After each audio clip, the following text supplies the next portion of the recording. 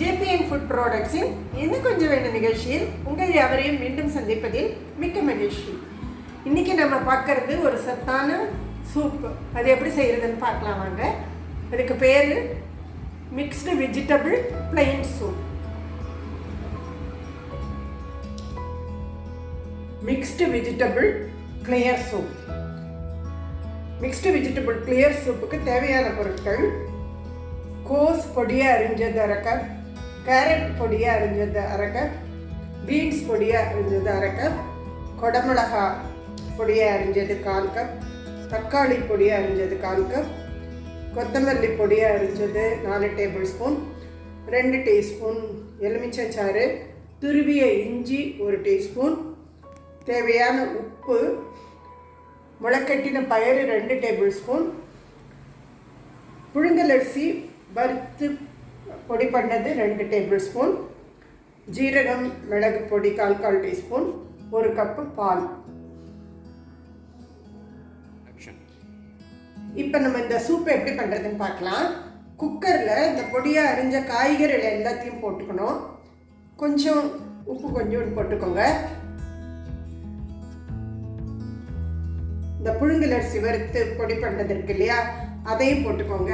இஞ்சி துருவினதையும் போட்டுட்டு ஒரு 3 கப்பு தண்ணி விட்டு 2 விசில் வச்சு எடுத்துருங்க.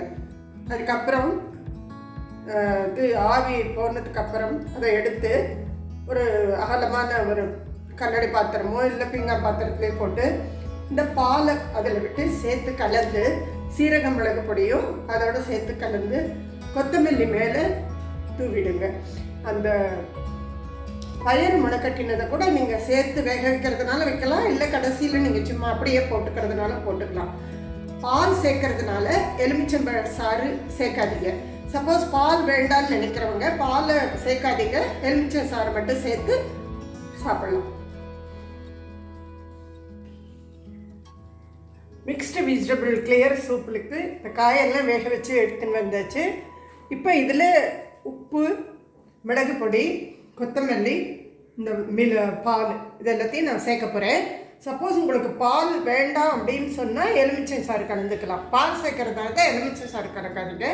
இதில் நான் கார்ன்ஃப்ளவர் யூஸ் பண்ணலை, அதுக்கு பதிலாக புழுங்கலரிசி வறுத்து பொடி பண்ணதை யூஸ் பண்ணியிருக்கேன். அதுவே உங்களுக்கு சூப் ஓரளவுக்கு திக்காக வரத்துக்கு உபயோகமாக இருக்கும்.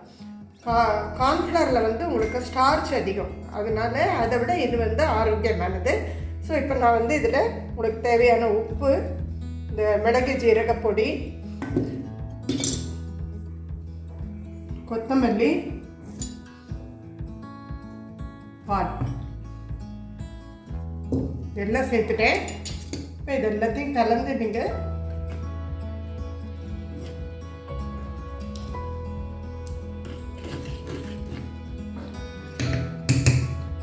அப்படியே ஸ்டார்ட் பண்ண வேண்டியதாங்க. ரொம்ப டேஸ்ட்டாக இருக்கும், ரொம்ப ஆரோக்கியமானதுமே கூட. நீங்கள் பால் வேண்டாட்டா பாலை தவிர்த்துக்கலாம். இது எல்லாருக்கும் ரொம்ப பிடிக்கும். நீங்கள் கொடுத்து பாருங்கள். குழந்தைங்கள்லேருந்து பெரியவங்க வரலும் எல்லாருமே இன்னும் கொஞ்சம் வேணும், இன்னும் கொஞ்சம் வேணும்னு கேட்டு சாப்பிடுவாங்க. பாருங்கள். என்ன நேர்களே, சூப் எப்படி இருக்குது பார்த்தீங்களா? பார்த்தாலே கலர்ஃபுல்லாகவும் இருக்கும். உங்களுக்கு ஆயிலே இதில் கிடையாது. பார்த்த உடனே உங்களுக்கு எடுத்து சாப்பிடணும்னு தோன்றது இல்லையா? கொடுத்து பாருங்கள், இன்னும் ஒரு கப்பு வேணும்னு கேட்டு சாப்பிடுவாங்க எல்லாரும். ரொம்ப சத்தான ஒரு சூப் இது. இதுக்கு எண்ணெய் இந்த மாதிரி எதுவுமே இல்லைங்கிறதுனால தைரியமாக நீங்கள் 1 கப்பு இல்லை 3 கப்பு சாப்பிட்டாலும் ஒன்றும் ஆகாது. அந்த வெஜிடபிளில் இருக்கிற விட்டமின்ஸ் எதுவுமே உங்களுக்கு வேஸ்ட் ஆகாமல் நமக்கு அதுலேயே கிடைக்கிறது. கார்ன்ஃப்ளவர் யூஸ் பண்ணி திக்காக வரதுக்காக யூஸ் பண்ணுவாங்க எல்லோரும். பட் அதை விட இந்த புழுங்கலரிசி ரவையை கொஞ்சம் 2 டீஸ்பூன் போட்டு செய்யும் பொழுது சத்தும் கூடும், ஸ்டார்ச்சும் கம்மியாக இருக்கும். ஸோ இதில் கலோரி அளவும் ரொம்ப கம்மியாக இருக்குங்க. 100லேருந்து 120 கலோரி கூட வராது. அதை விடவுமே கம்மியாகவே இருக்கும். தைரியமாக சாப்பிட்லாம்.